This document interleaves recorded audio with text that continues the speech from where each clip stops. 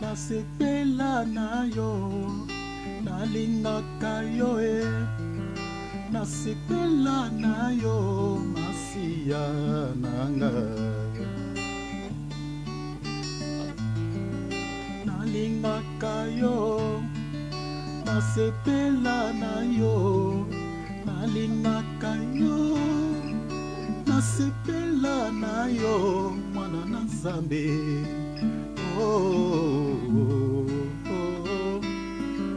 Nalingaka yo nasepela na yo, nalingaka yo papa, nasepela na yo kolo na ngai.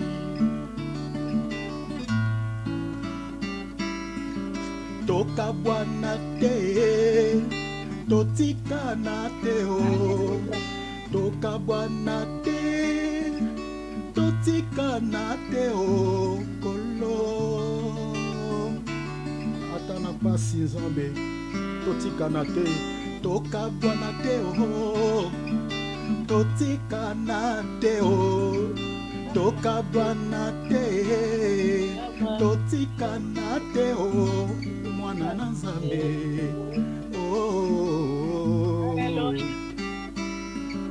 Nalingaka yo nasepela na yo, nalingaka yo papa, nasepela na yo kolo nanga. Yaya nalingaka yo nasepela na yo, nalingaka yo nasepela na yo.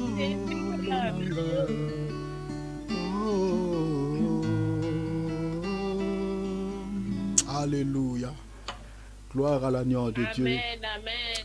Je t'aime, Jésus. Amen. Amen. Amen. Gloire au Seigneur. Voilà. On laisse les... mon frère Cyril, Oui. je sais que tu n'as rien compris de la chanson. Désolé. Oui. Ah, oui. Merci. En fait, la chanson explique, quand je dis Nalinga Kayo, c'est-à-dire je t'aime Jésus. Nasepela Nayo, je répète toujours les mêmes mots, je t'aime Jésus. Et je dis encore Tokabwanate, que Seigneur, qu'on ne se sépare pas. Vous voyez? Parce que je t'aime tellement. Donc on ne se sépare pas. C'est tout ce que j'ai dit dans la chanson. Dans Nalinga Kayo, je t'aime Jésus. Nasepela Nayo, donc Nalinga Kayo toujours. Et qu'on ne se sépare pas, Tokabwanate. Donc c'est tout ce qui dit la chanson. C'est ça le résumé. D'accord. Amen. Matondo mingi, hein?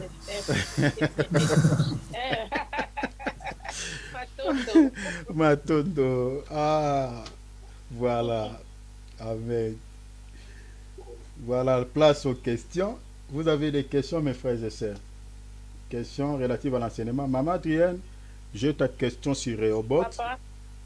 Je vais vous expliquer ça demain parce que je vais vous expliquer ça dans la dimension, dans la dimension doctrinale, dans la dimension aussi révélationnelle. Vous voyez? Voilà. Parce que Rehoboth, c'est le puits au fait. Le puits, il y avait plusieurs puits qu'Abraham avait laissés pour Isaac. Mais maintenant, les Philistins, par la haine, par la jalousie, ils avaient rempli ce puits-là de sable. Vous voyez? Ça, c'est d'abord l'histoire qui se trouve dans la Bible. Alors, Rehoboth, le sens étymologique de ce mot veut dire tout simplement l'élargissement d'espace. Vous voyez? Bon. Mais j'aimerais déjà te dire, en jetant déjà une pierre, que le vrai Rehoboth sur la terre n'existe pas. Voilà. Ça, c'est vraiment parce que c'est une écriture qui parle de la... Mais dans le sens doctrinal, on peut vivre, goûter au fruit de Rehoboth. Parce que Rehoboth, dans la révélation, explique une femme comme étant un puits. Et puis, dans le sens doctrinal, explique en fait tout ce que le Père a laissé pour nous. Parce que tout ce que nous avons, c'est le Père qui a laissé ça. C'est-à-dire les bénédictions. Qu'est-ce que je veux dire? En fait, le puits, à ce temps-là, représentait toute une richesse pour le peuple. C'est tout ce que Abraham avait laissé pour Isaac. représentait les richesses. Bon, si je dis tout ce qu'Abraham avait laissé pour Isaac, peut-être c'est faux, mais il y avait bien des autres richesses qu'Abraham avait laissées. Mais le puits aussi faisait partie des richesses voilà, ce qui faisait partie des richesses des gens qui vivaient à cette époque-là. Vous voyez? Donc si vous avez des puits d'eau, en tout cas, c'était vraiment un symbole de richesse. Alors, si on prend ça dans le sens doctrinal, cela représente tout ce que le Père nous a donné comme une richesse. Mais le problème, c'est que les Philistins, ils ont rempli de sable, rempli de puits de sable. Mais maintenant, il faut maintenant que Isaac puisse dire à ses serviteurs d'enlever les sables pour qu'on retrouve encore l'eau. Donc, en fait, tout ce que nous cherchons dans la vie, c'est tout ce que Dieu nous a déjà donné. Mais qui sont-ils les Philistins? Ce sont les sorciers, ce sont les esprits qui ont mis en fait une ambiguïté dans nos vies. Ton mariage est là, mais tu ne le trouves pas. Ta richesse est là, mais tu ne le trouves pas. Mais Dieu t'a déjà laissé, t'a donné tout. Mais qu'est-ce que nous allons faire? Il faut enlever juste les sables. Voilà pourquoi on cherche Dieu dans la prière. Je crois que demain, je vais t'expliquer ça pour ne pas prendre beaucoup de temps, dans le sens doctrine et puis dans la révélation. Voilà. Magnifique. Voilà. Merci. Par la grâce de Dieu. Mais ça, c'est déjà une image que je te donne par rapport à Rehoboth. Voilà. Merci. Derrière maman. Voilà, nous entrons directement à notre sujet d'aujourd'hui. Mes frères et sœurs, vraiment, je vous demande de me suivre très bien parce que c'est notre dernier jour sur nos termes. Bon, en fait, on met un point virgule sur l'enseignement sur le péché. Donc, on va mettre un point virgule aujourd'hui. Mais aujourd'hui, nous parlons un sous-thème. Mes frères et sœurs, suivez-moi très bien parce que le sujet dont nous voulons parler, c'est un sujet auquel, je peux dire, il y a beaucoup de chrétiens qui ne sont pas informés par rapport à ces sujets. Il y a une raison pourquoi je l'ai dit, mes frères et sœurs. Il y a une raison. Beaucoup de chrétiens ne sont pas informés sur ce sujet. J'ai pris quelques extraits de livres. Je vais vous démontrer parce que aujourd'hui, parce que nous sommes en train de parler sur les coutumes, sur les traditions, sur des cultures et sur des fêtes. Mais aujourd'hui, je touche sur les traditions, voilà, les traditions dites fêtes de fin d'année, de festivités, tout ça, tout ce que vous connaissez, des fêtes que nous célébrons dans ce monde. Donc, entre autres, que ce soit fête de mariage, fête d'anniversaire, Hollywood ou la Toussaint, que ce soit Noël, que ce soit Saint-Sylvestre, le fête de Saint-Sylvestre que les gens célèbrent le 1er janvier. Toutes ces fêtes-là ont une origine. Donc, tire son origine quelque part. Alors, je vais vous montrer, vraiment, suivez-moi très bien. Il y a des fêtes, comme je vous avais dit, il n'y a pas une fête s'il n'y a pas une personne qu'on est en train de dédier cette fête-là. Donc, pour qu'il y ait fête, il faut qu'il y ait une entité. L'entité là peut être l'homme, peut être aussi une divinité quelconque. Quand on parle de divinité, on parle d'un Dieu. Donc, suivez-moi vraiment très attentivement, mes bien-aimés. Je vais vous démontrer, ne vous fatiguez pas, parce que je vais vous lire quelques textes, quelques extraits des livres que j'ai eus, et je vais vous montrer les origines de certaines fêtes que les gens célèbrent dans ce monde, qui ne sont rien d'autre que des fêtes païennes, et derrière ces fêtes, il y a les esprits qui les accompagnent. Alors, vraiment, suivez-moi très bien, s'il vous plaît, je vous en supplie. Parce qu'aujourd'hui, des chrétiens s'attachent au cérémonial d'un ensemble de fêtes qui ne donnent pas gloire à Dieu. Vous voyez? Qui ne donnent pas gloire à Dieu. Et puis, on ne se soucie pas de savoir qui est élevé lors de la célébration des fêtes dites traditionnelles, tout ça tel que, comme je dis là, anniversaire, tout ça, Noël, ainsi de suite. On ne se soucie pas de savoir les origines, qui est élevé dans tout ce que nous sommes en train de célébrer. Vous voyez? Alors suivez-moi vraiment avec acuité pour que vous compreniez, mes bien-aimés, les origines de chaque fête. Le mariage, c'est Dieu qui l'a créé. Mais lorsque Dieu avait institué le mariage, Dieu n'avait pas fait une festivité, n'avait pas fait une fête. Mais est-ce que la question est celle ici, célébrer, c'est-à-dire quand on se marie, faire une fête ou célébrer une fête à l'honneur des mariés, est-ce que c'est un péché? C'est ça la grande question. Autre chose, le fait que nous célébrons le fête d'anniversaire, que nous avons l'habitude de célébrer, c'est bien bon le jour de sa naissance.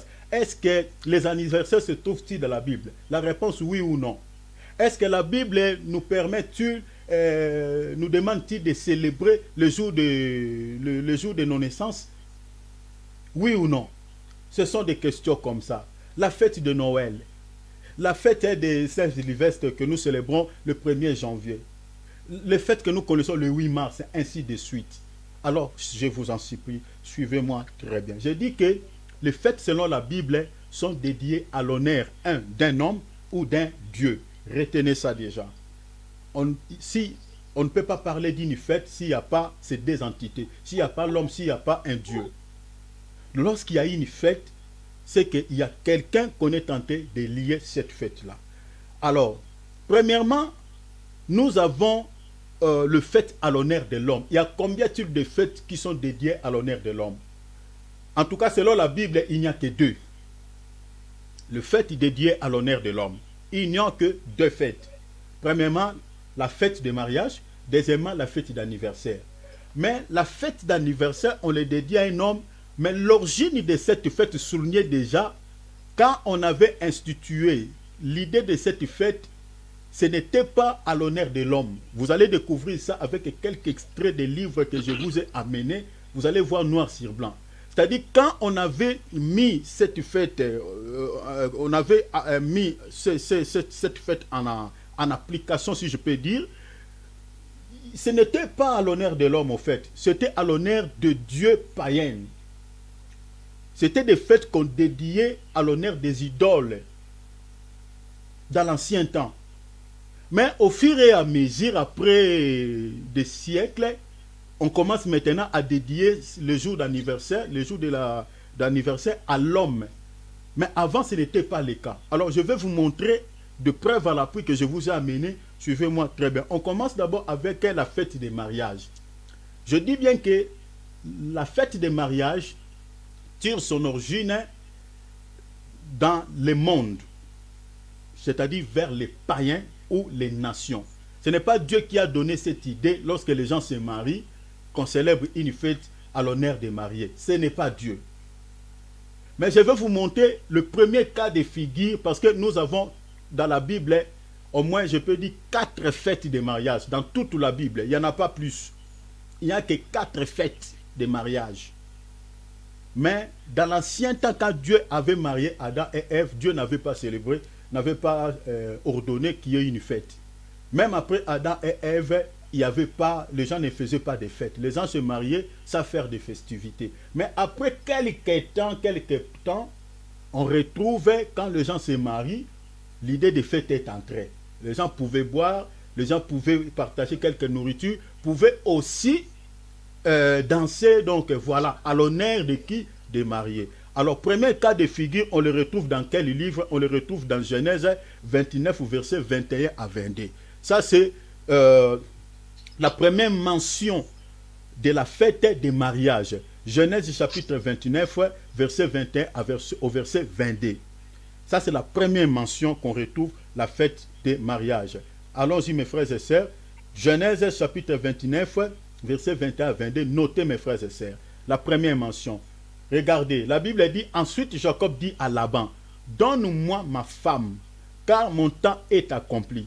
Et j'irai vers elle. Laban réunit tous les gens du lieu et fit quoi? Et fit un festin.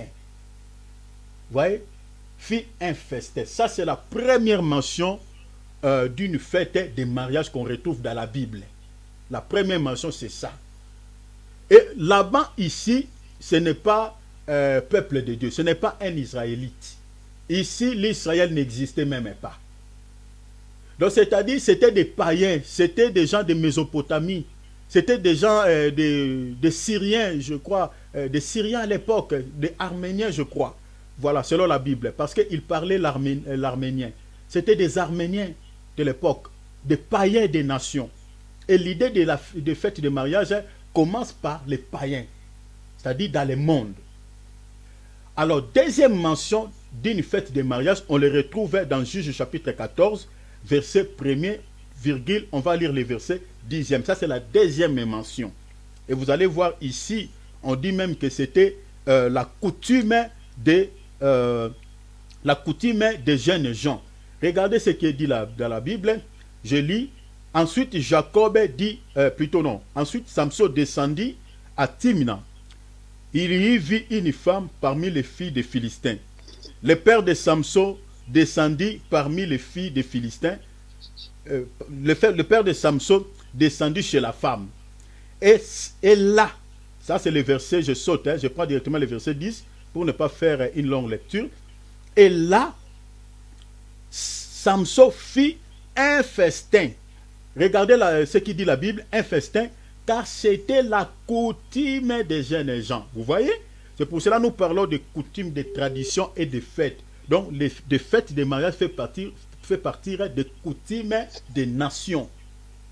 Ça, c'est la deuxième mention d'une fête de mariage qu'on retrouve dans la parole. Ce n'est pas Dieu qui a mis ça en place, ça commence avec le monde. Maintenant, la troisième mention d'une fête de mariage, c'est dans le livre d'Esther. Esther chapitre 2, verset 18. Qu'est-ce qui est dit? On lit dans la traduction BJC. La Bible dit, alors le roi fit un grand festin à tous les princes et à ses serviteurs. Un festin à l'honneur, vous voyez? À l'honneur, la fête est toujours à l'honneur, soit de l'homme, soit d'un Dieu. Fit un festin à l'honneur d'Esther. Il donna du repos aux provinces et fit des présents selon le pouvoir du roi. Donc ça, c'est la troisième mention d'une fête de mariage. Donc vous voyez toujours, c'était les nations. Mais la question est celle-ci. Est-ce que célébrer une fête de mariage, faire une fête de mariage comme on a l'habitude de faire, c'est un péché ou n'est pas un péché? Je dirais que selon la Bible, ce n'est pas un péché. Parce qu'il faut savoir que notre modèle, c'est le Seigneur Jésus-Christ. Si Jésus-Christ avait accepté la chose n'avait pas inquiété le Seigneur, c'est que nous aussi, ça ne peut pas nous inquiéter. Parce que Jésus, dans la Bible, a assisté à une fête de mariage qu'on avait invité, qu'il était invité, lui et ses disciples. Donc nous sommes dans Jean chapitre 2, verset 1 à 11. Mais je vais lire seulement le verset 1er. 3 jours après, il y eut des noces, c'est-à-dire mariage, fête de mariage, des noces à Cana, en Galilée. La mère de Jésus était là. Et Jésus fut aussi invité aux noces avec qui? Avec ses disciples. Vous voyez ça? Donc le Seigneur a assisté à une fête de mariage comme invité avec ses disciples. Donc même nous aussi, aujourd'hui, donc c'est que Jésus, ça dans la doctrine en tout cas, la fête de mariage, Dieu n'a pas trouvé ça mauvais. Vous voyez? Donc c'est-à-dire c'est une fête qu'on est tenté de dédier à l'honneur de marier. Malgré cela, tire son origine vers le monde, vers les païens, mais quand même Dieu a agréé cela. Si vous lisez encore Hébreux 13, 14, on dit quoi? Que les mariages, dans la traduction d'Arby, on dit que les mariages soient tenus en honneur à tous égards et les lits sans souillir, mais Dieu jugera les fornicateurs et des adultères. Donc vous voyez que quand on dit les mariages soient tenus en honneur à tous égards, cela veut dire quoi? C'est-à-dire le mariage ne peut pas être une affaire d'une seule personne ou de deux seulement, mais ça doit être une affaire aussi de tous. C'est-à-dire les deux familles doivent s'entendre, doivent se réunir, les amis aussi seront là. Alors quand les gens se réunissent pour pouvoir, pour pouvoir assister à une fête de mariage qu'on est en train de... une fête de mariage quelconque, alors ces gens-là doivent boire quand même quelque chose, doivent manger quelque chose, il y aura quand même un peu de musique, vous voyez. Alors si cela n'a pas indisposé Jésus, Jésus a accepté cette invitation, c'est que faire une fête de mariage n'est pas un problème. Ça c'est la première mention de la fête, tout ça que nous retrouvons, la fête de mariage plutôt, que nous retrouvons dans la Bible. Alors, les fêtes d'anniversaire. Les fêtes d'anniversaire, c'est là où maintenant, c'est une fête dédiée à l'homme. Mais nous devons maintenant connaître l'origine de cette fête. Est-ce que Jésus-Christ a assisté une fois à une fête de mariage? Oui ou non? Est-ce que ces apôtres ont assisté à une fête d'anniversaire, oui ou non? Parce qu'on voit Jésus assister à une fête de mariage. Et cela ne dit pas qu'à l'époque de Jésus, les gens ne célébraient pas des fêtes. Je vais vous donner le verset tout à l'heure là. Dans la Bible, les 2 fêtes d'anniversaire qui sont rapportées ne concernent pas d'abord le peuple de Dieu, mais des païens. Ça, c'est à souligner. La première mention d'une fête d'anniversaire, on le retrouve dans Genèse chapitre 40. On parle de l'anniversaire des pharaons. Genèse chapitre 40, versets 20 à 22. On parle de l'anniversaire des pharaons, à l'occasion duquel les Panétiens a été pendu. Qui était Panétien? Panétien était un serviteur des pharaons. C'est-à-dire, c'était quelqu'un qui s'occupait pour pouvoir couper du pain, servait le pain au roi, même aux serviteurs des rois. Il avait commis une faute, le roi l'avait mis en prison. Si vous lisez Genèse 40, vous montez un peu plus haut. Quand on parle de Joseph qui était en prison avec ses 2 amis, c'était Échanson et Panétien, les 2 serviteurs des pharaons. Vous voyez? Donc lisez l'histoire pour ne pas tarder sur ça. Vous allez comprendre qui était Panétien. Alors ce monsieur a été pendu à l'occasion de l'anniversaire de la naissance des pharaons. Il y a un pourquoi. Et nous avons encore la deuxième mention d'une fête d'anniversaire. C'est dans Marc chapitre 6, verset 21 au verset 29. L'anniversaire d'Hérode. Il est marqué par la décapitation de Jean-Baptiste qui dénonçait le luxure et le ceste de l'empereur. Donc vous voyez que les 2 mentions de fêtes d'anniversaire dans la Bible, il y a eu des morts. On a décapité, on a tué des gens. Ce n'est pas un hasard. Ce n'est pas un hasard. Vous comprenez mes frères et sœurs, ce n'est pas un hasard. Mais la question est celle-ci. Pourquoi on ne s'interroge pas sur l'essence véritable et des gestes que nous accomplissons par habitude, par tradition? Par exemple, pourquoi souffle-t-on des bougies d'anniversaire? Les gens ne se posent pas de questions. Pourquoi on a l'habitude d'éteindre les lampes? Les gens ne se posent pas. On a embrassé des choses et puis on s'adhère, on commence à pratiquer cela. Et sans pour autant connaître l'origine ou l'essence véritable et des gestes que nous sommes en train d'accomplir. Pourquoi? Est-ce que Jésus a-t-il été invité dans une fête d'anniversaire? Jésus-Christ. Loin de là. Ses apôtres, loin de là. Mais on voit ici, dans Marc, que les gens à l'époque du Christ, les gens célébraient les fêtes d'anniversaire. Hérode avait célébré le jour de sa naissance. Hérode a célébré le jour de sa naissance. Donc il y avait des fêtes d'anniversaire. Mais nulle part vous allez voir que le Seigneur a assisté à une fête d'anniversaire. Nulle part. Nulle part vous allez voir, même ses disciples ont parlé des anniversaires. Mais par contre, on a parlé des fêtes de mariage. Malgré les fêtes de mariage aussi, tirent son origine dans le monde. Mais le Seigneur quand même a approuvé cela. Parce qu'il a été invité dans une fête avec ses disciples. Fête de mariage.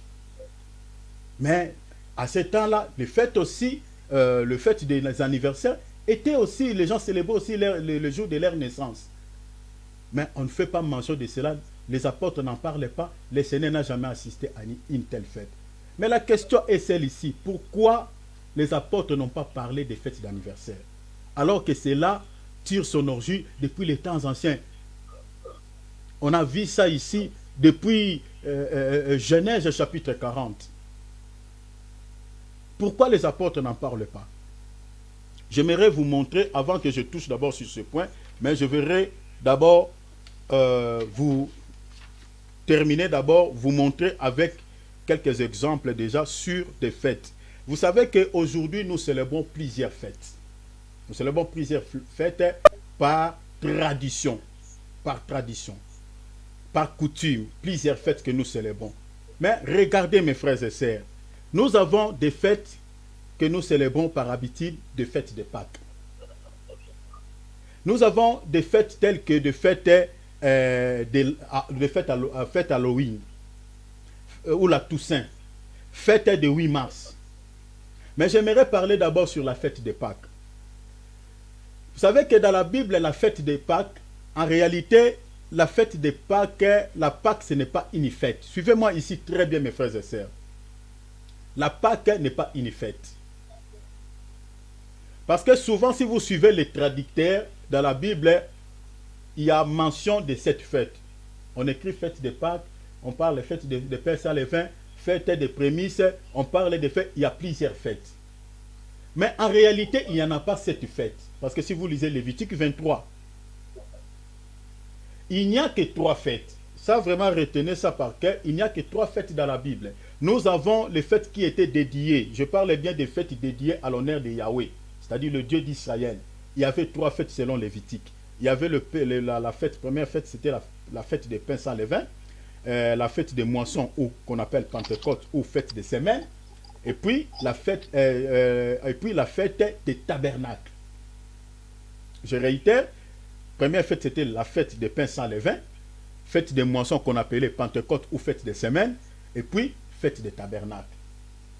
Mais la fête des pains sans levain était précédée par la cérémonie de la Pâque. La Pâque, c'est une cérémonie. Il faut bien lire les Écritures, mes frères et sœurs. Parce que vous savez, le temps nous manque. Il y a beaucoup de choses, de faussetés, beaucoup de choses. Bon, les hommes de Dieu sont emballés aussi dans ça. Mais on lit la Bible, mais on ne fait pas attention à ça. La Pâque, c'est une cérémonie. Mais dans Luc, par exemple, dans Luc 22, 1, les gens appelaient la fête des pains sans levain la Pâque. Mais si vous regardez bien vraiment dans la Bible, la Pâque n'est pas une fête, la Pâque c'est une cérémonie.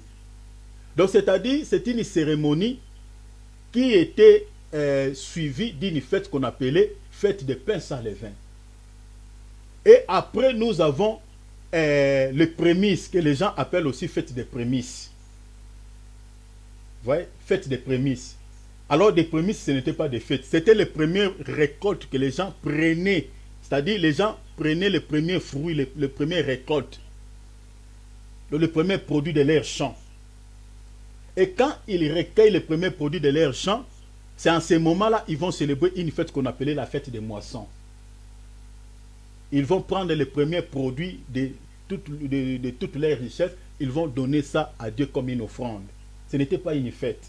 Ce sont des confusions qui sont pressées. Bon, je crois qu'un jour je reviendrai pour vous expliquer ça parce qu'on n'a pas le temps vraiment, vu le temps court vite. Nous avons encore,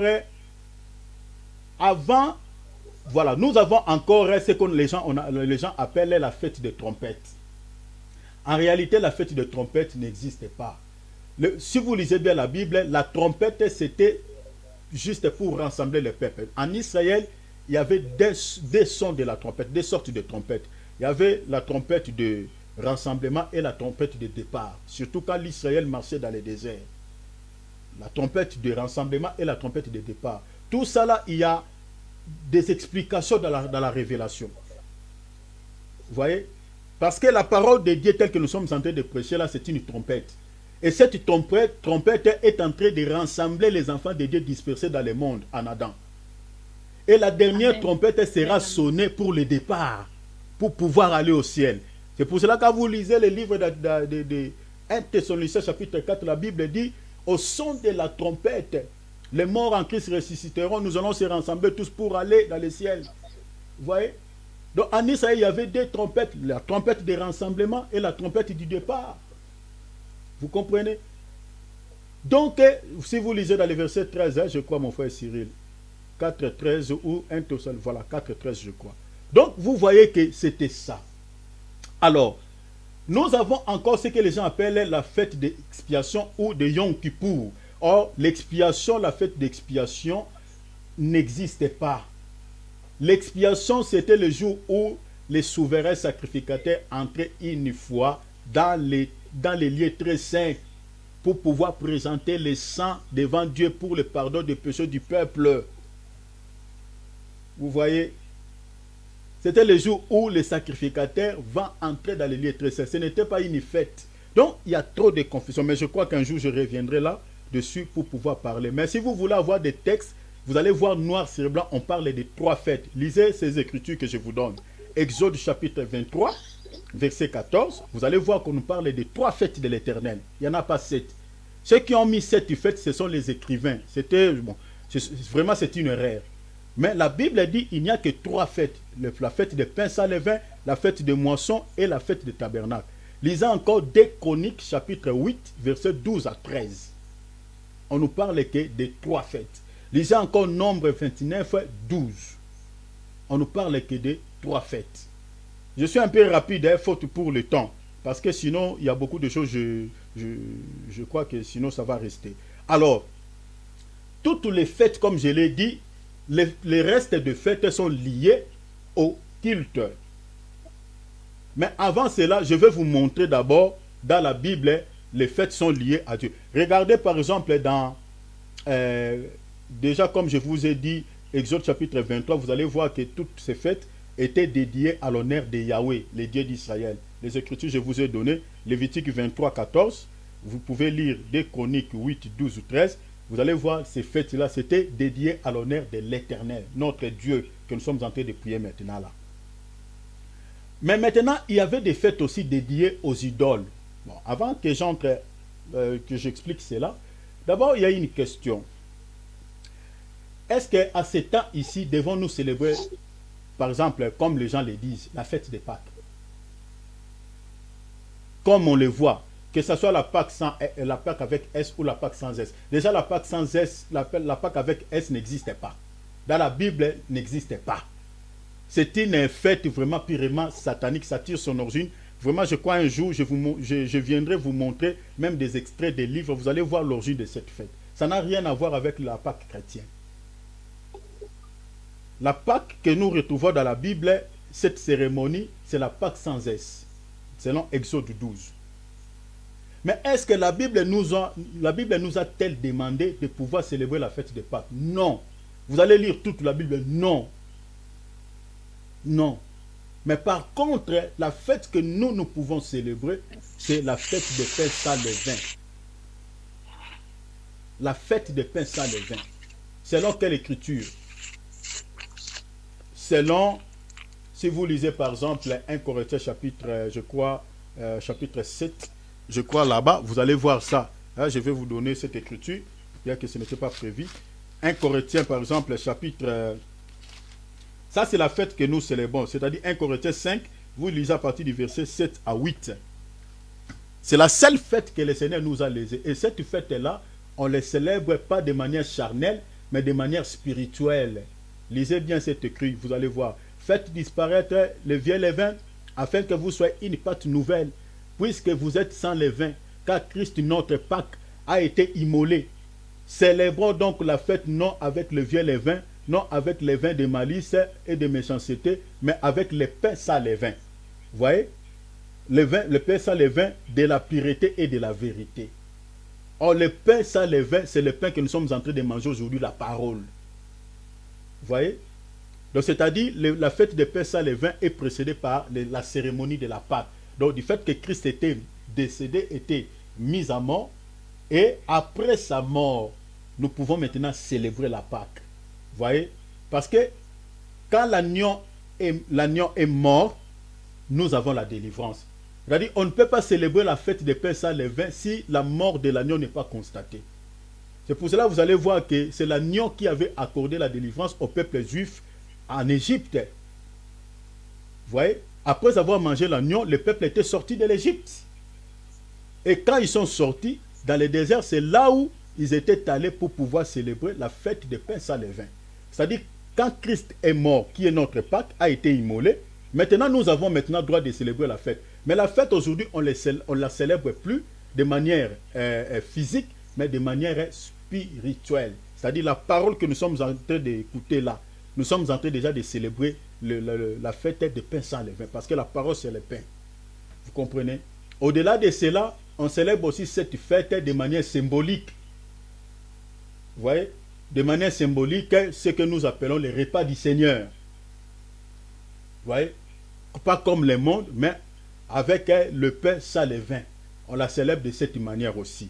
Voilà. Donc la Pâque là que les gens célèbrent, en tout cas, c'est diabolique, mes frères et sœurs, je vous dis franchement, c'est diabolique. Donc on n'a pas de fondement dans la Bible. Alors, la fête de Pentecôte. Donc tout ça là. Donc dans la Bible, nous n'avons pas de fête à célébrer, à part la fête des pains sans levain. Point barre. La fête des moissons non plus. Si vous lisez par exemple, je crois, Colossiens chapitre 2, je vais vous donner encore les Écritures pour que vous compreniez, mes frères et sœurs, il y a beaucoup de choses dans ce monde, en tout cas, ça fait mal même à la tête. Quand on regarde ça, on se dit, les gens lisent quelle Bible? Vraiment, on se pose des questions, donc les gens tirent ça d'où? Et quand on dit ça, les gens ne veulent pas vous écouter, donc ils prennent, voilà. Voilà, les gens voient comme si vous êtes en train de dire des choses, vous êtes en train de ramasser des choses. Alors que la Bible est là, lisons quand même la Bible. Quand vous présentez la vérité, les gens sont en train de discuter, non, ce n'est pas ça. Alors, c'est écrit. Je ne sais pas, que le Seigneur nous aide, ça fait mal. Colossiens chapitre 2, versets 16 à 17. La Bible dit que personne donc ne vous juge au sujet d'y manger ou de boire, ou au sujet d'une fête. Vous voyez ça? Au sujet d'une fête, d'une nouvelle ligne ou des sabbats. Regardez le verset 17. C'était, on dit quoi? C'était l'ombre de choses à venir, mais le corps est en Christ. Donc toutes les fêtes là que nous avons lues tout à l'heure, pain sans levain, moisson, voilà des tabernacles, la Bible dit c'était l'ombre. En Israël, on le faisait ça physiquement. Mais dans la grâce, on ne peut plus le faire ça physiquement, parce que c'était l'ombre. À part une seule doctrine que le Seigneur nous a laissée, mais on ne la célèbre pas comme c'était dans le temps de la loi. Parce qu'au temps de la loi, on mangeait vraiment l'agneau physiquement. Mais nous, on célèbre la fête des pains sans levain de manière spirituelle. Bien qu'on prend un pain symbolique pour commémorer la mort, la résurrection et le retour du Seigneur Jésus-Christ. À part ça, il n'y a pas autre chose à faire. Voilà, tout ce que les gens sont en train de célébrer, la Pâque, tout ça là, si vous vérifiez dans la Bible, il n'y a pas de fondement. Ils vont vous prendre les Écritures de l'Ancienne Alliance, alors que la Bible dit que c'était l'ombre. Vous voyez, l'ombre n'est pas la réalité. La réalité de ces fêtes, c'était le corps du Seigneur Jésus-Christ. Voilà. C'est lui qui était le véritable agneau que l'Israël avait mangé dans l'ombre. Là-bas, ils ont mangé l'agneau physique. Mais quand Jésus venait d'être baptisé chez Jean-Baptiste, Jean-Baptiste dit, voici l'agneau de Dieu qui ôte les péchés du monde. Donc vous voyez que là-bas c'était l'ombre, la réalité c'était la personne de Jésus-Christ. Donc aujourd'hui l'agneau que nous sommes en train de manger, c'est sa parole qui représente Jésus. Vous voyez? Donc quand on prend encore des choses là, telles qu'elle est écrite dans la parole, et on veut maintenant mettre ça en pratique, en tout cas nous sommes déchus de la grâce, comme dit la Bible. Voilà. Alors nous avons encore des fêtes qui étaient dédiées aux idoles. Prenons par exemple, ici j'aimerais être un peu rapide parce qu'il y a quelque chose à dire. Sinon si je ne vous lis pas quelques textes, quelques extraits des livres que j'ai pris pour vous, vous n'allez pas comprendre la fête de Noël, la fête de Saint-Sylvestre. Alors regardez les fêtes qui étaient dédiées aux idoles. Si vous lisez par exemple Exode chapitre 32 versets 4 à 5, là-bas vous allez voir que l'Israël, après avoir fait un veau d'or, ils se sont dit, nous allons célébrer une fête à l'honneur de l'Éternel. L'Éternel dont on parlait là, on appelait ces veaux-là l'Éternel. Vous voyez, dans Exode chapitre 4, verset 5, vous allez voir, on dit, il réussit de leurs mains et jeta l'or dans la moule et un veau en fonte. Et ils dirent, Israël, voici ton Dieu qui t'a fait sortir du pays d'Égypte. Lorsque Aaron vit cela, il bâtit un autel devant lui et s'écria, demain il y aura une fête à l'honneur de qui? À l'honneur de l'Éternel. L'Éternel dont on parle ici, ce n'est pas l'Éternel Dieu d'Israël, mais l'Éternel qui est veau. On le surnomme directement l'Éternel. Vous voyez, c'était une abomination. Vous pouvez lire la référence de ces choses dans 1 Corinthiens chapitre 10. Vous allez trouver ça là-bas, on parle beaucoup de choses par rapport à ça. Et la deuxième mention, vous voyez ici, on est en train de dédier la fête à l'honneur de qui? À l'honneur d'une idole, d'un veau. Et vous allez voir encore dans Daniel chapitre 5, verset 1,4. Je lis ça dans la traduction Bible du peuple. Et puis c'est mère. Le roi Belzazar fit un grand festin pour 1000 de ses hauts fonctionnaires. Et devant ces 1000 invités, il but du vin. Ils birent du vin à la santé de leur Dieu. Donc, ils birent du vin à la santé de qui? de leurs dieux d'or, d'argent, de bronze, de fer, de bois et de pierre. Donc la Bible dit, il fit un festin et ils birent du vin à l'honneur. Vous voyez, ils birent du vin à la santé plutôt de leurs dieux. Donc vous voyez toujours, là où on parle d'une fête, il y a toujours une entité, soit l'homme, soit Dieu. Donc quand vous voyez une fête est célébrée, mais bien aimé, la première question que vous devez se poser, cette fête que nous sommes en train de célébrer, cette fête est à l'honneur de qui? Donc n'entrez pas, mes bien-aimés, dans cet emballage, dans ce vent qui est en train de souffler actuellement dans le monde. Vous voyez, il faut faire très attention. Les fêtes sont toujours dédiées à l'honneur, soit de l'homme, soit d'un Dieu. Alors, prenons par un deuxième exemple, troisième exemple ou quatrième, je crois, troisième, Juge chapitre 16, verset 23 à 25. Je suis dans la traduction Bible des peuples ou traduction Parole de vie. Regardez ce qui est dit ici. C'est alors que les chefs des Philistins se rassembla pour offrir un grand sacrifice à Dagon. Dagon ici c'est une idole, donc Dieu des Philistins. Un grand sacrifice à Dagon, leur Dieu, et on fit la fête. Et il disait, notre Dieu a livré entre nos mains notre ennemi Samson. Donc vous voyez toujours que les fêtes sont liées toujours à une entité, à l'honneur d'une entité. Mais j'aimerais vous dire ici, les gens qui célèbrent par exemple, qui dédient des fêtes à l'honneur de certains dieux. Mais vous allez voir que mes frères et sœurs, dans la Bible, une idole n'est pas quelque chose. Mais j'aimerais qu'avant que je termine, vous allez voir qu'une idole, c'est un démon, c'est un esprit. Vous voyez comme ça une statue, vous voyez comme ça un chapelet, mais derrière ce chapelet-là, il y a l'esprit qui accompagne. Je vais vous montrer ça dans la Bible. Voilà. Ça, ce sont des images que je vous fais montrer, mes bien-aimés, au sujet de fête. Mais maintenant, je vais vous lire, mes frères et sœurs, suivez-moi, vraiment, nous allons terminer parce que nous sommes en train de lire. Vraiment, je demande votre patience, je sais que le temps court vite. Mais j'ai pris quelques extraits de livres parce que je vais toucher maintenant sur la fête de Noël, son origine, les fêtes d'anniversaire et la fête du 1er janvier, qu'on appelle la fête de Saint-Sylvestre. Mais regardez quelques extraits des livres que j'ai pris, mes bien-aimés, je me suis vraiment sacrifié pour vous. Donc, vraiment, suivez-moi avec acuité, s'il vous plaît. Le premier extrait du livre que j'ai réussi, ce livre-là s'appelle le périodique allemand. Suivez-moi ici, je ne connais pas vraiment l'anglais et puis l'allemand, mais j'avais traduit quelques mots en français. On appelle ça le périodique allemand Schwäbische Zeitung. Le 4 avril 1981, page 4. Je réitère, le titre du livre, ça s'appelle le périodique allemand Schwäbische Zeitung, 4 avril 1984, page 4. Qu'est-ce qui est dit là-bas? On dit ceci. Les coutumes qui consistent à souligner ces jours avec des félicitations, des cadeaux et une célébration accompagnée de chandelles étaient pratiquées dans les temps anciens. Suivez-moi très bien. On dit les coutumes qui consistent à quoi? À souligner ces jours avec des félicitations et des cadeaux et une célébration accompagnée de chandelles étaient pratiquées dans les temps anciens. Regardez la suite. Elle avait pour but de protéger contre les démons. Suivez bien mes frères et sœurs. Vous allez comprendre ce que ces gens ont dit par rapport aux fêtes d'anniversaire et de Noël et de Saint-Sylvestre du 1er janvier. Protéger contre un démon. Et puis on dit quoi? Protéger contre les démons, la personne qu'on célébrait ainsi que de lui assurer sa sécurité tout au long de l'année suivante. Il y a 3 points de suspension, c'était kilométrique, mais j'ai coupé. Regardez, jusqu'au 4e siècle, le christianisme rejetait la célébration des anniversaires de naissance, car il s'agissait de coutumes païennes.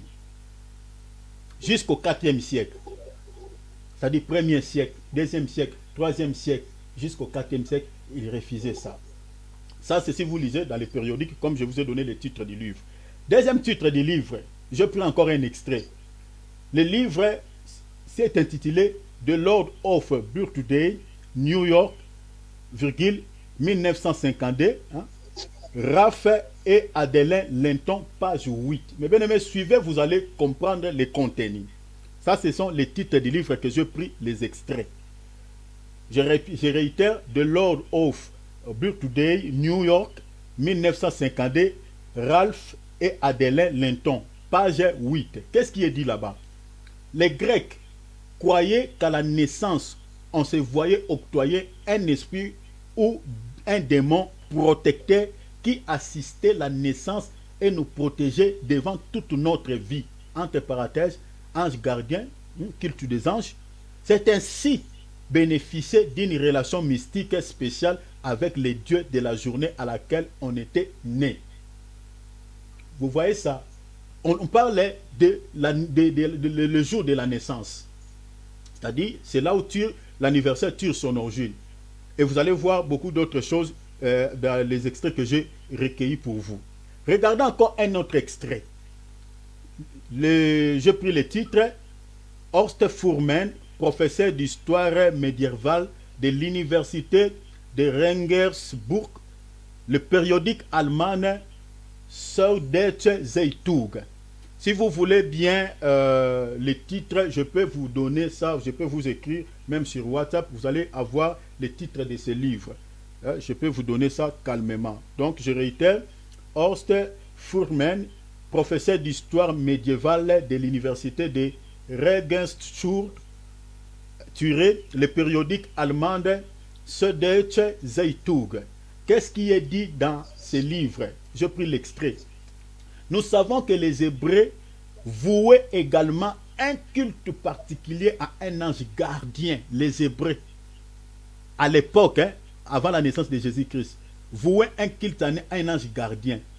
Les Mazel, entre guillemets, attribuaient à chacun le jour de sa naissance. Vous voyez?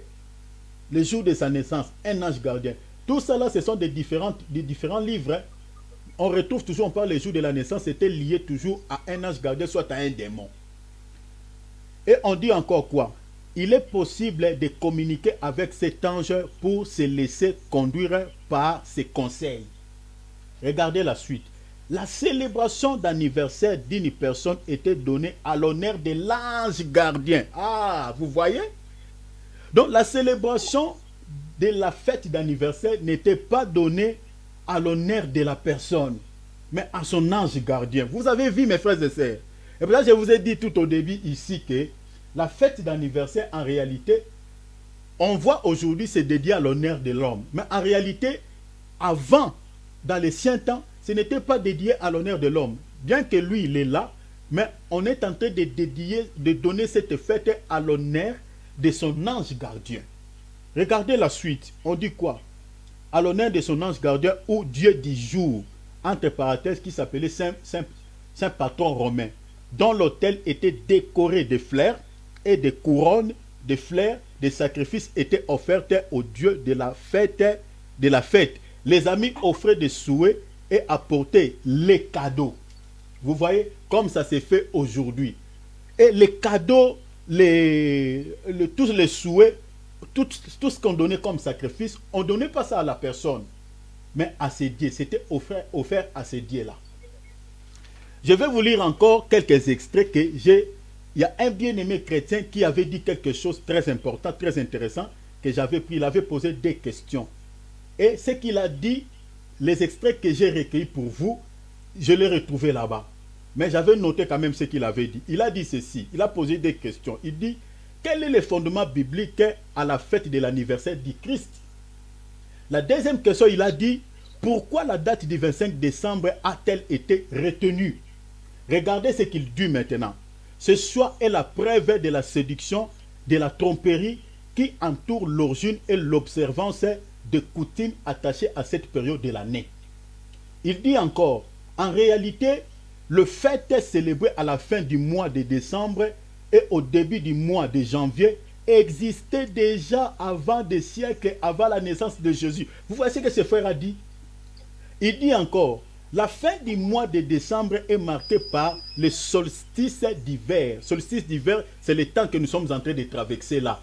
Vous voyez? C'est-à-dire, la nuit est tellement longue, le jour est court. Le jour est court. La nuit est tellement longue. C'est le temps auquel nous qui sommes maintenant en Europe, c'est le temps que nous sommes en train de traverser pendant l'hiver. On appelle ça solstice d'hiver.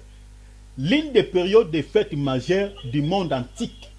Vous voyez? Donc, c'est-à-dire les gens de cette époque-là, vraiment célébraient cette fête-là. Et c'était dédié à l'honneur d'un dieu. Vous allez retrouver, regardez ce qu'il dit.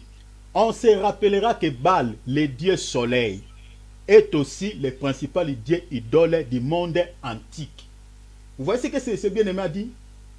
Donc ce sont des fêtes qui existaient avant même la naissance de Christ. Mais j'avais énuméré trois choses sur la fête de Noël.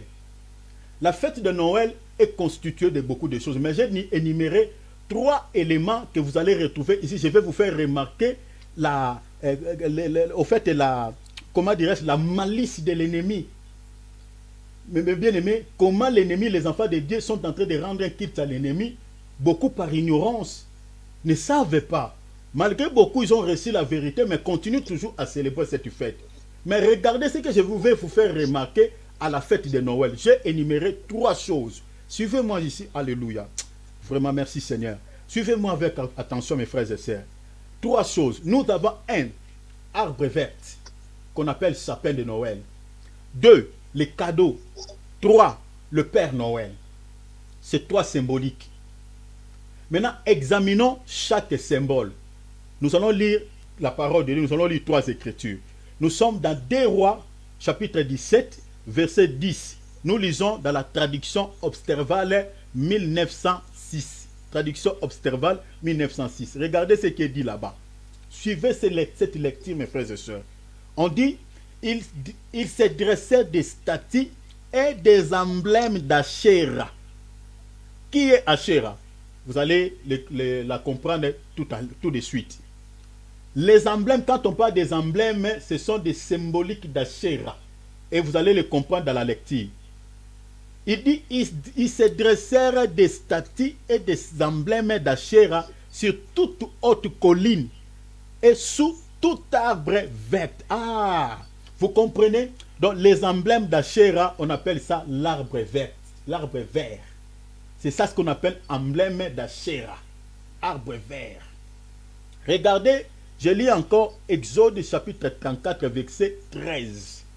Traduction toujours Observale 1996. Qu'est-ce qui est dit là-bas? Mais vous démolirez leurs autels, vous briserez leurs statues et vous couperez leurs emblèmes d'Achéra. D'Achéra. Donc Achéra avait son emblème. Achéra, son emblème. Achéra.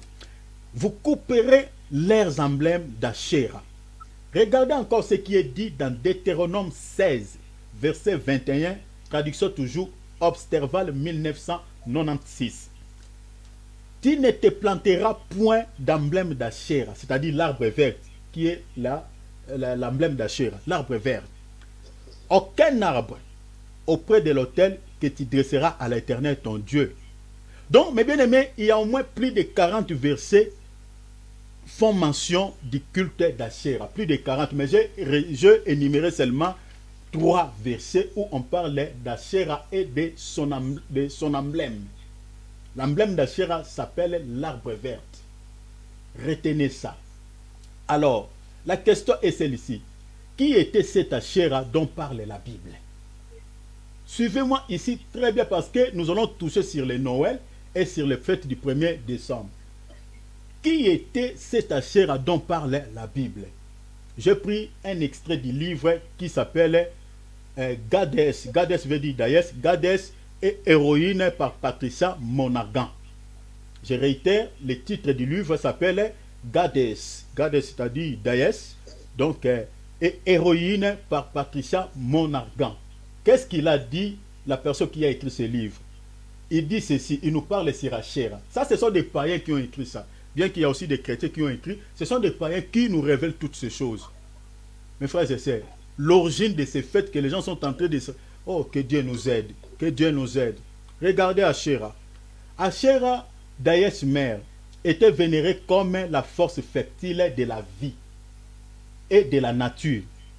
Elle est reconnue pour avoir donné naissance et nourri les dieux, en plus de roi et maître du monde auquel elle proférait sa sagesse par les moyens de ses oracles et sorciers. Regardez maintenant la suite. On dit quoi? la présence et la puissance d'Asherah étaient invoquées durant quoi? Durant la naissance des enfants. Ah, vous voyez? Donc la présence d'Asherah était invoquée durant la naissance des enfants. Donc c'est-à-dire, tout ce qu'on dédiait, on ferait à ces démons. Ces démons-là n'est rien d'autre qu'Asherah, le jour de l'anniversaire. Si vous suivez bien les extraits, je crois que je vous enverrai les liens de la vidéo, vous allez encore réécouter ça. Donc c'est-à-dire, tout ce qu'on donnait comme cadeau, tout ce qu'on donnait comme souhait à cet ange-là, soi-disant ange gardien, alors qu'en réalité, ici, selon ce livre, nous révèle que c'était à Asherah qu'on dédiait ça. Je réitère la deuxième partie, on dit, la présence et la puissance d'Asherah étaient invoquées quand? Durant la naissance des enfants et au temps des plantations. Donc c'était un Tinidaïs qui s'occupait au jour des naissances où on évoquait sa présence, et puis pour la fertilité des plantes. Et on dit encore quoi? Elle avait aussi une relation spéciale avec toute espèce d'arbre. Donc on dit elle avait une relation avec toute espèce d'arbre, y compris sa paix de Noël. Donc c'est lui qui s'occupait de toute espèce d'arbre. Vous voyez ça? Donc nous sommes habitués de prendre des symboles. Ah, ça peut... Mais les gens ne se posent pas de questions. Ah, Seigneur, sauve-nous, notre Dieu. Pourquoi ça peut de Noël? Ça vient d'où? Vous voyez maintenant l'origine de ça. Regardez, ça ce sont des titres des livres que je prends seulement des extraits. Regardez encore un autre extrait. Regardez la suite plutôt. On dit, elle avait aussi une relation spéciale avec toute espèce d'arbre, parce qu'on lui attribuait l'origine de l'arbre de vie, et spécialement avec le fameux cèdre du Liban, parce que le cèdre restait vert. Regardez encore un autre extrait du livre de 365, Gades, toujours de Daïs, Gades. En anglais, on dit A Daily Guide to the Magic and the Inspiration of the Gades par Patricia Telescombe. Donc, si vous voulez bien, hein, je ne connais pas bien l'anglais, mais j'essaie de lire. Donc, je lis l'extrait du livre de 365 Gades, 2 points. A Daily Guide to the Magic and the Inspiration of the Gades par Patricia Telescombe. Qu'est-ce qui est dit dans ce livre? Lors de la fête d'Asherah, on mettait en valeur son arbre de vie souligné.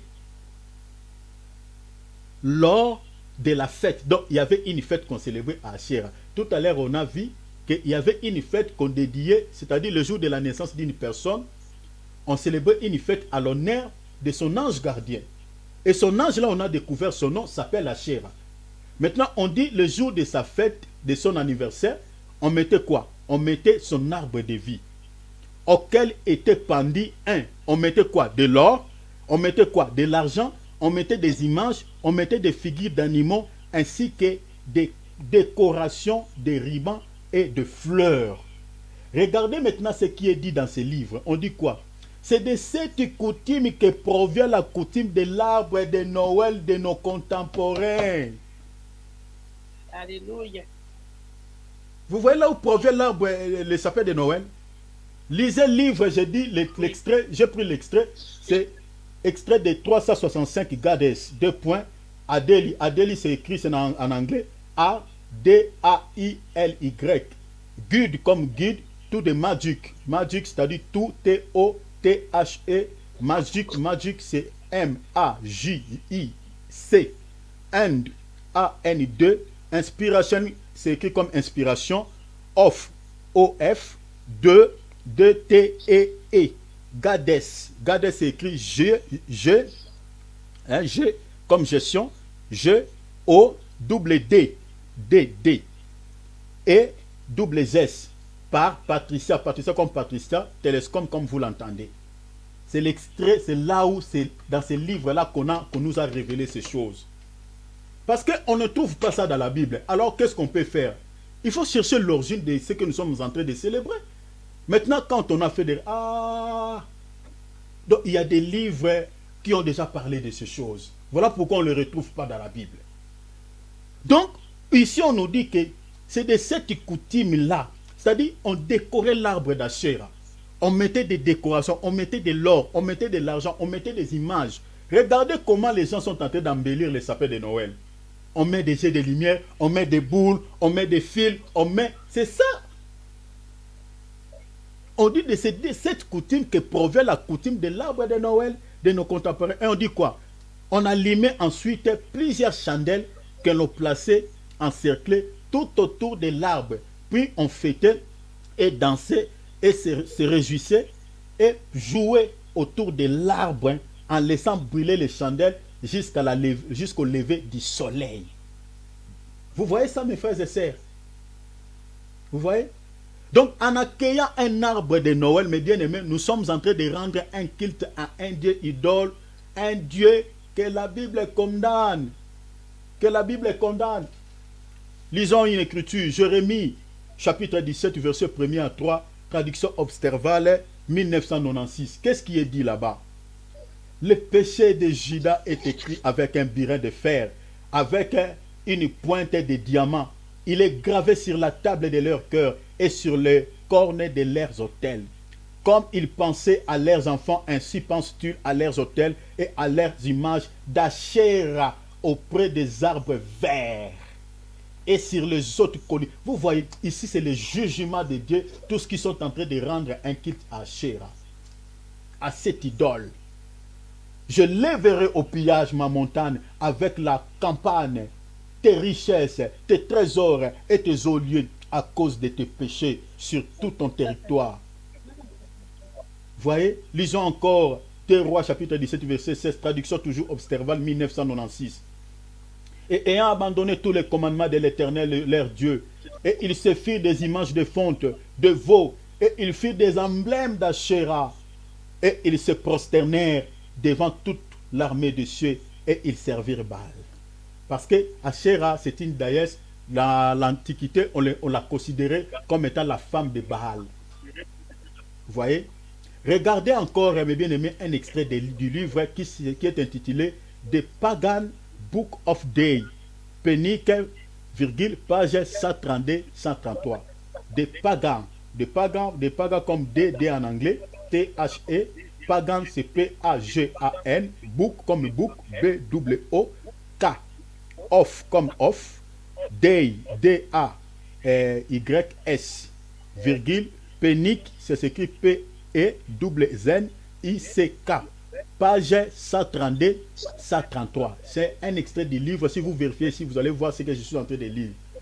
Qu'est-ce qui est dit là-bas? Noël est un extraordinaire amalgame de nombreuses traditions religieuses du paganisme antique et moderne. Zoroastrienne, juive, mitraïque. Mitraïque, c'est le dieu Mitra. Voilà. On dit, il y a les échos. Voilà. Allô? C'est bon maintenant, c'est fini? On m'a dit il y a des échos. Allô? C'est bon? Il y a toujours. Voilà. Je ne sais pas ça vient d'où. Voilà. Il y en a? Oh, c'est bon. Ok. Gloire à Dieu. Donc, l'extrait de ce livre, qu'est-ce qui est dit là-bas? Noël est un extraordinaire amalgame de nombreuses traditions religieuses du paganisme antique et moderne. On dit quoi? Zoroastrienne, juif, mitraïque, c'est-à-dire Mitra, c'était un culte qui était à l'honneur du dieu Mitra, et chrétienne. Si vous lisez l'extrait de ce livre, vous allez voir ça. Donc on parle de Noël.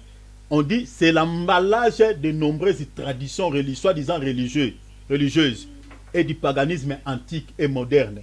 Donc on nous cite plusieurs gens qui célébraient cette fête déjà avant la naissance de Jésus. Maintenant, lisez encore cet extrait du livre qui s'appelle Christmas and Christmas Lore, Krippen, page 7. Christmas and Christmas, ça veut dire en français, quand on dit Christmas, c'est-à-dire Noël et tradition de Noël, Krippen, page 7. Donc Noël et tradition de Noël. C'est ça ce qui est dit en anglais. C'est-à-dire Christmas and Christmas lore, Krippen. Donc Christmas, ça s'écrit comme Christ. Hein, vous mettez M-A-S. A-N-D. Christ comme Christmas. Vous écrivez encore Christmas. Lore qui s'écrit L-O-R-E, virgule, Krippen. Krippen s'écrit C-R-I-P, lettre P comme papa, et N, page 7. Qu'est-ce qui est dit là-bas, mes frères et sœurs? Suivez bien, je vais terminer. Regardez ce qui est dit. C'est en effet l'Église catholique de l'empereur romain qui a insidieusement instauré cette fête à la présentant comme une fête chrétienne. La fête de Noël moderne, telle que nous la connaissons, était composite de plusieurs fêtes de fin d'année célébrées dans la Rome païenne. Bien avant la naissance de qui? De Jésus-Christ. Ça, c'est selon l'extrait de ce livre. Maintenant, il a énuméré quelques fêtes, les plusieurs fêtes qui ont composé, c'est-à-dire qui composent cette fête qu'on appelle Noël et de Saint-Sylvestre. Regardez maintenant ce qui est dit. Il cite plusieurs fêtes là. Il dit ceci, les Saturnales. Cette fête était célébrée le 17 au 21 décembre. Était une période de décadence extravagance, au cours de laquelle les esclaves et les maîtres changeaient de rôle pour quelques jours. C'était une saison de festivités où on les saluait par bonne Saturnale. Aujourd'hui même, là où je suis, dans la ville où je suis, on a célébré cette fête ici, aujourd'hui même. Ici, il y avait plein de voitures ici, les gens étaient là. On a célébré cette fête. Et si vous tapez Saturnale sur Internet, le jour de cette fête, il y avait beaucoup d'impudicités qui se passaient. C'était une fête qui était accompagnée avec l'impudicité. C'était comme ça. Une fête accompagnée avec l'impudicité. La débauche. Il y avait beaucoup de fornication, beaucoup de mauvaises choses. Maintenant, cette fête était célébrée 17 au 21 décembre. Après cette fête, il y avait encore quoi? Ensuite venaient diverses fêtes ainsi dénommées, une fête qui s'appelait Sigillaria. La fête des poupées. C'était une fête qui s'appelait fête des poupées. Qui se célébrait quand? Le 22 décembre, à l'occasion de laquelle on achetait des jouets qui étaient offerts aux enfants. Comme on voit Noël. C'est-à-dire, il y a des jouets qui se vendent. C'est pour cela, quand vous combattez cette fête, on peut même vous tuer. Parce que c'est du commerce, c'est du business derrière cette fête. Vous voyez? Alors, c'était une fête qu'on appelait Sigillaria, qui était célébrée le 22 décembre. Et on dit quoi? On achetait des jouets, tout ça, à l'occasion de cette fête. Troisième fête, qui s'appelait Brumalia. Cette fête était célébrée le 25 décembre, qui se célébrait l'anniversaire du soleil invincible, entre parenthèses, soleil invectus, lorsque le jour commençait à s'allonger. Lorsque le jour commençait à s'allonger après les solstices d'hiver.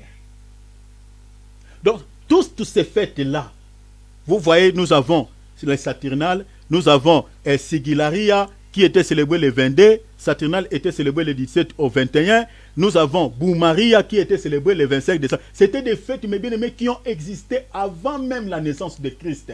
Les gens célébraient déjà ces fêtes. Mais regardez maintenant cet extrait, parce que l'objectif ici, c'est quoi?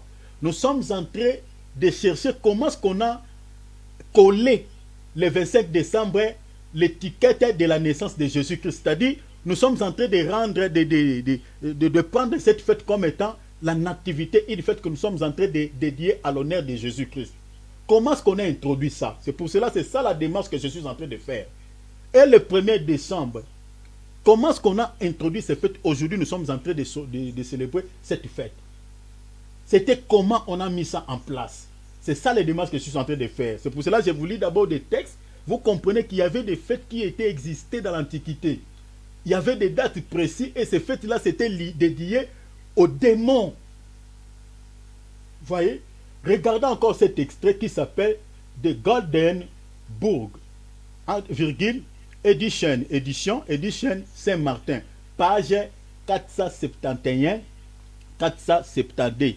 Je répète, The Golden. Quand on parle Golden Book, c'est-à-dire les rameaux d'or, édition Saint-Martin, page 479-472. Donc, The Goldenburg. Ce qui est dit là-bas, c'est quoi? On dit, les Égyptiens célébraient aussi la renaissance du soleil souligné. Déjà ici, vous voyez la notion de l'idolâtrie. Les Égyptiens déjà, à l'époque, ils célébraient la renaissance du soleil. C'est-à-dire, pendant ce temps ici, nous sommes en hiver, il n'y a pas le soleil.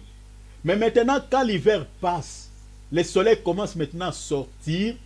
Les Égyptiens célébraient une fête, commençaient à adorer le soleil.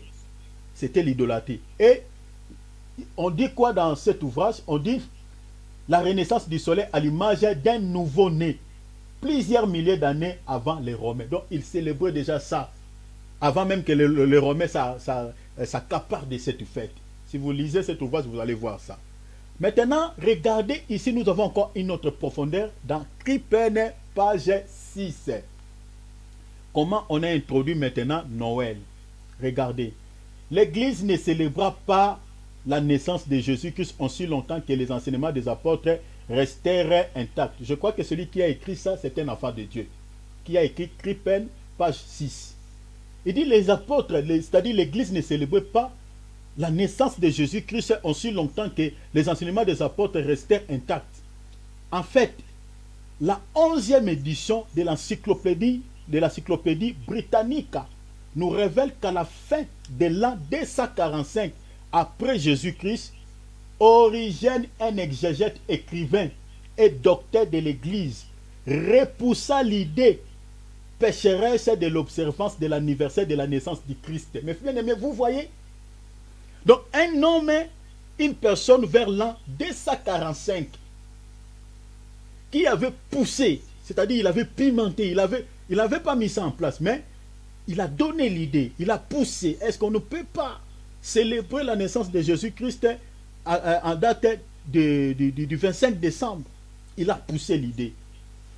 On dit, repoussa l'idée pécheresse de l'observance de l'anniversaire de Jésus-Christ. Regardez maintenant, on dit quoi? Au IVe siècle, pour faire plus d'adeptes, l'Église romaine fixa catégoriquement l'anniversaire de naissance du Seigneur le 25 décembre.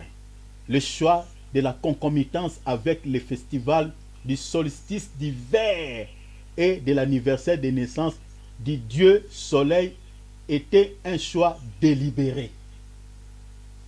Les nouveaux convertis pouvaient ainsi continuer à observer sans interruption leurs anciennes coutumes populaires païennes, mais sous une nouvelle appellation chrétienne.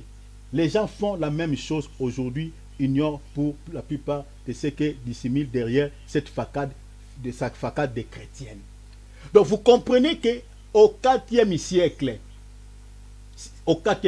l'Église Rome, catholique romain, il a pris la date du 25 décembre qu'on célébrait de fête comme Boumaria, comme on a lu Boumaria qui était célébrée, c'était une fête qu'on dédiait à un dieu au soleil invincible. Le soleil invincible, c'est-à-dire comme nous sommes maintenant à cet temps d'hiver, c'est-à-dire le solstice d'hiver. C'est-à-dire on célébrait, on dédiait une fête à l'honneur de cette divinité. L'Église catholique voulait vivre au IVe siècle, il voulait faire plus des adeptes, il voulait que beaucoup de gens puissent croire au christianisme. Il a pris leur fête, il a collé ça l'étiquette fête de Noël à la naissance de Jésus-Christ. Au IVe siècle que cela a pris naissance, la fête qu'on appelle fête de Noël. Donc, premier siècle, il n'y avait pas cette fête. Deuxième siècle, il n'y avait pas. Troisième siècle, il n'y avait pas. Les nations célébraient leur fête tranquillement. À l'église, il n'y en avait pas. Mais au IVe siècle, l'église catholique va récupérer une fête païenne qui était dédiée aux divinités païennes. Il va maintenant coller ça l'étiquette chrétienne, soit disant que la nativité de Jésus-Christ. L'église catholique qui a mis ça en place au IVe siècle. Regardez cet extrait, la 15e édition de l'encyclopédie britannique. Qu'est-ce qui est dit là-bas? Nous énumère aussi des coutumes comme, voilà, tout ça. Qu'est-ce qui est dit? On dit, le jour de la nouvelle année romaine, c'est-à-dire le jour de la nouvelle année romaine, entre guillemets, le 1er janvier, entre parenthèses, on décorait les maisons de verdure et de la lumière, et on donnait des cadeaux aux enfants et aux pauvres. Plus tard, fit ajouter les rites allemands et les Celtes de la bûche. Il y a beaucoup de choses qui étaient dites là-bas, je n'ai pas écrit, nourriture et fraternisation. Il y a eu beaucoup de choses là-bas qui s'est dit là-bas, j'ai pris seulement des extraits. Regardez un extrait de James Fraser, trait d'union, de Goldenburg. Qu'est-ce qui est dit là-bas? Le mitraïsme, le culte de Dieu Mitra, est aussi associé au 25 décembre. La date qu'on célèbre la fête de Noël. Le culte de Dieu Mitra est aussi associé au 25 décembre chez les Grecs et les Romains. On célébrait le dieu Mitra à cette date, car c'était le jour de sa naissance, une naissance magique et miraculeuse, car il prit naissance comme un arbre vert. Donc, c'est-à-dire, on était en train de célébrer la fête à l'honneur de ce dieu qui s'appelait Mitra. On dit quoi? C'était le jour de sa naissance, car il a eu une naissance quoi? D'abord magique et puis miraculeuse. Et puis on dit quoi? Il a pris naissance comme un arbre vert. Soulignez ça. Dieu Mitra, une idole. Vous voyez, un démon. Vous voyez? Et puis on dit quoi? Comme un arbre vert tiré d'un rocher. Il a porté la lumière au monde, car il tenait des torches allumées dans ses deux mains élevées. Ce festival hivernal était aussi appelé la nativité du soleil. Donc le dieu Mitra ici, on dit sa naissance était comme un arbre vert. Quand je souligne ça, je parle d'un arbre vert, vous voyez déjà les sapins.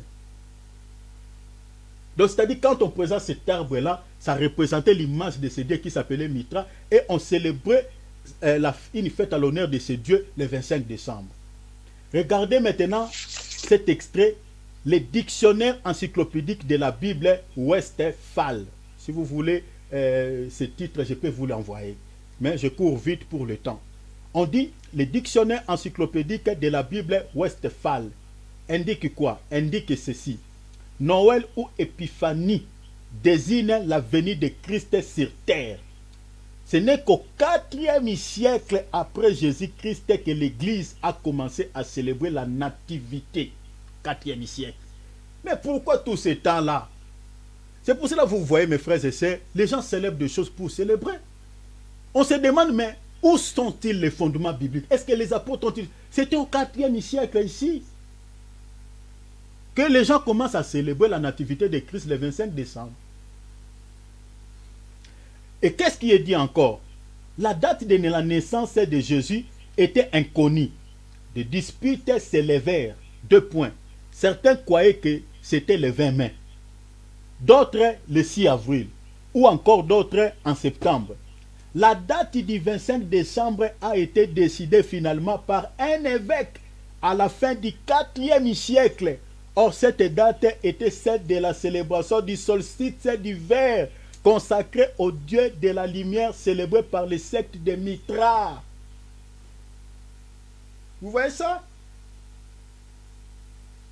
Donc, Noël, c'est une fête satanique, diabolique, mais non, rien à voir avec la nativité. Non, rien à voir.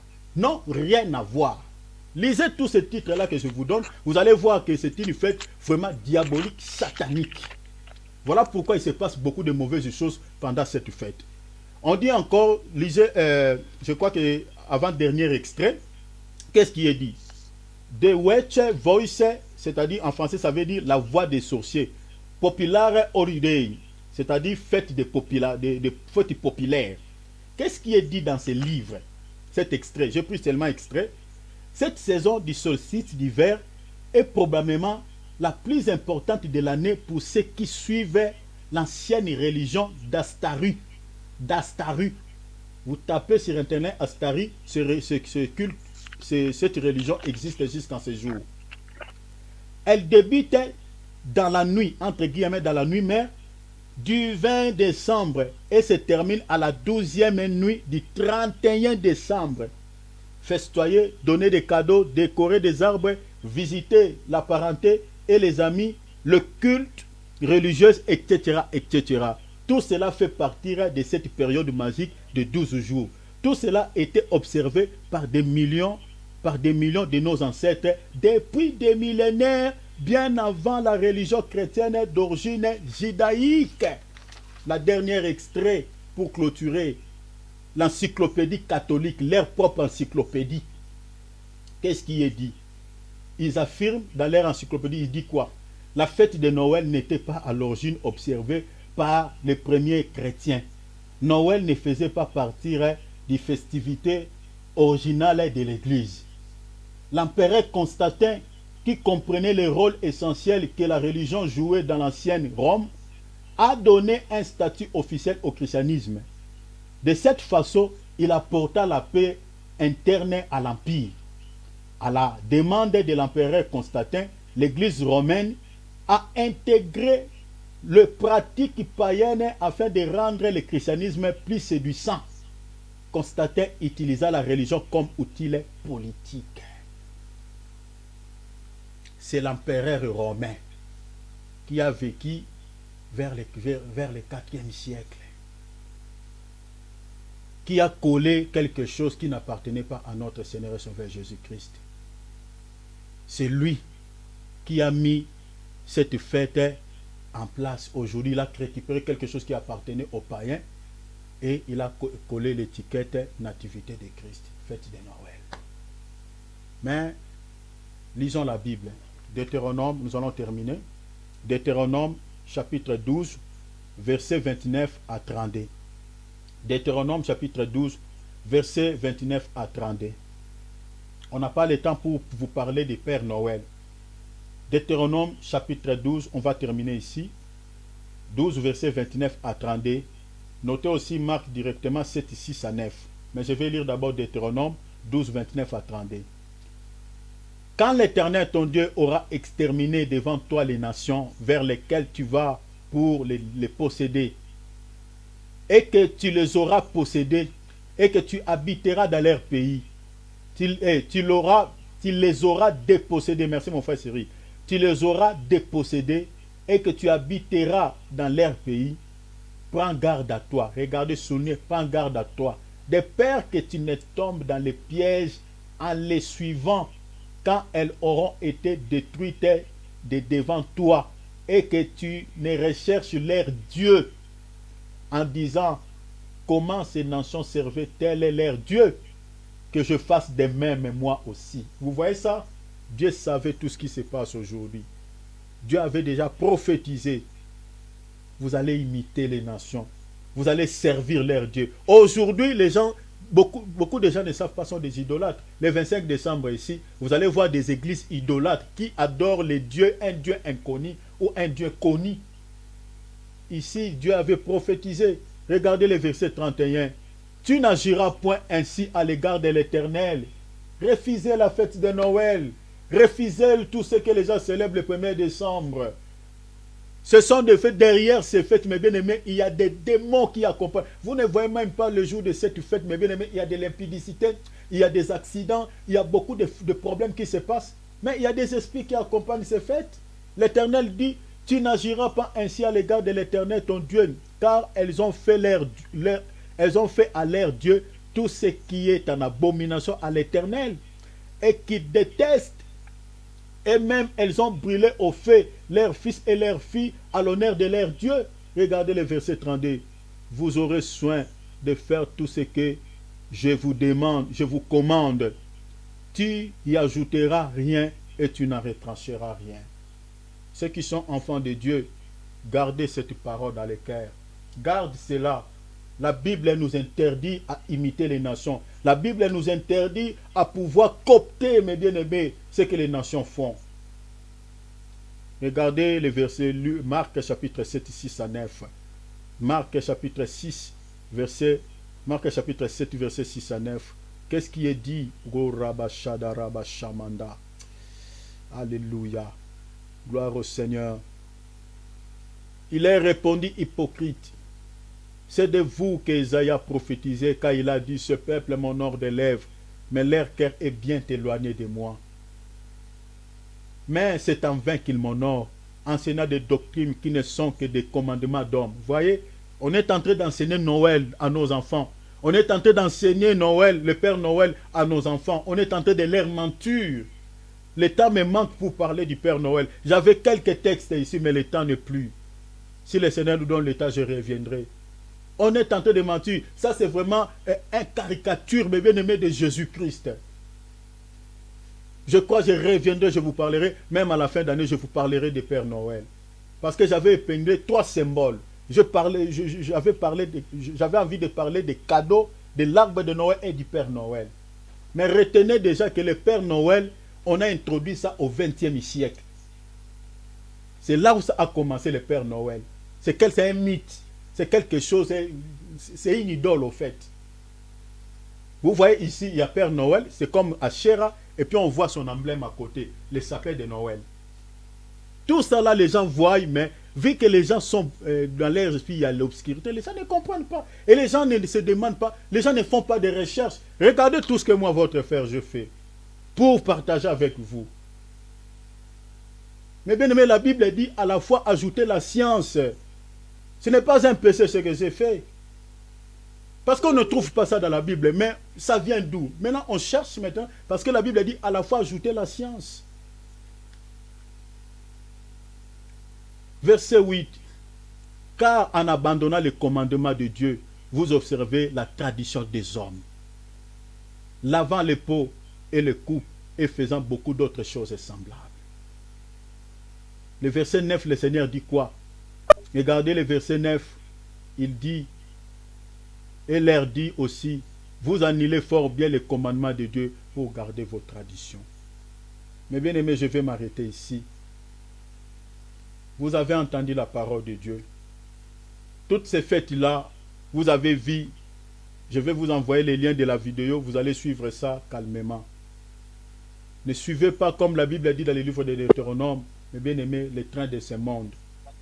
Refusons ces choses-là. Derrière ces fêtes, il y a des idoles. Ce sont des fêtes, mes bien-aimés, qui sont accompagnées avec des esprits. Lisez bien, mes bien-aimés, vérifiez bien, je vous enverrai les liens.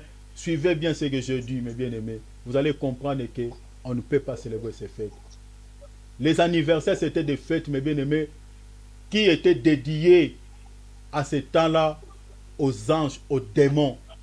L'apôtre Paul dit, est-ce qu'une idole, si vous lisez dans 1 Corinthiens 10, 26, une idole est-elle quelque chose? L'apôtre Paul lui dit, nullement.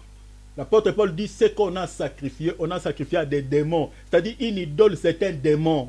Vous voyez, oh Père Noël, mais c'est un démon. Derrière cette image, lisez 1 Corinthiens 10, 26. L'apôtre Paul dit, une idole, c'est un démon. Parce que si ce n'était pas un démon, mais pourquoi Dieu va se fâcher? Pourquoi il dit tout ça dans Deutéronome 12? Faisons attention, faisons attention, faisons attention. Voilà, je m'arrête là. Et voilà, aujourd'hui, on met un point virgule sur le péché. En tout cas, je crois que si le Seigneur nous fait grâce, la semaine d'après, nous allons attaquer sur la prophétie. Alors, préparez vos calepins, nous allons toucher sur la prophétie. Et lisez beaucoup la Bible, mes bien-aimés, parce que la prophétie demande aussi un certain niveau de connaissance. Si vous ne méditez pas, vous n'allez pas... Il y a des choses qui vont vous échapper, mais je verrai un effort de pouvoir descendre vraiment en bas pour que nous puissions remonter ensemble. Vraiment, je vous souhaite déjà bon début de week-end et vraiment très belle nuit. Que le Seigneur de gloire qui a commencé avec nous ce programme vous fasse grâce et vous accorde tout ce dont vous avez besoin au nom précieux de Jésus-Christ. Je vous aime beaucoup, Dieu vous bénisse. Je passe la parole à l'homme de Dieu, Alex, de pouvoir clôturer ce temps dans la présence de la prière. Alléluia. On acclamons la parole. Alléluia. Amen. Alléluia. Gloire à Dieu. Amen. Amen. Amen. Amen. Soyez bénis.